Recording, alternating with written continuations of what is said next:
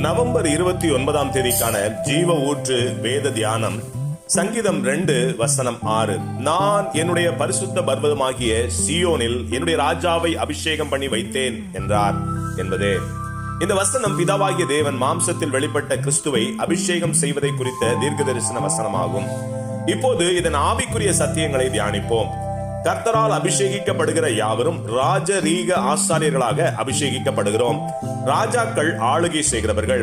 நமக்கு குறிக்கப்பட்ட எல்லையில் இருக்கும் வானமண்டல அதிகாரங்களையும் பொல்லாத ஆவிகளையும் மேற்கொண்டு அவைகளை நமக்கு கீழாக்கி அவைகளின் கீழுள்ள எல்லைகளை கர்த்தருக்குரியவைகளாக்குவதும், சத்ருவால் பாழாக்கப்பட்ட நம்முடைய எல்லைகளை எடுத்து கட்டி அதை கர்த்தருடைய பரிசுத்த பர்வதமாக்குவதும் கர்த்தரால் அபிஷேகிக்கப்பட்ட ராஜாக்களுக்கான கடமையாகும்.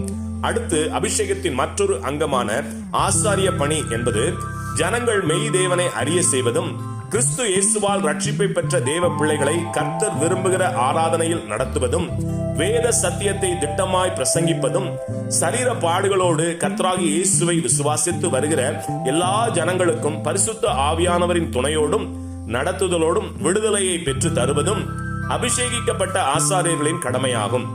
அபிஷேகிக்கப்பட்ட நாம் எழுந்து நமக்கான எல்லைகளை சுதந்தரிப்போம். நம்ம எல்லாருக்கும் மகாராஜாவாகிய இயேசு கிறிஸ்துவின் 2ஆம் வருகைக்கு வழியை ஆயத்தப்படுத்துவோம்.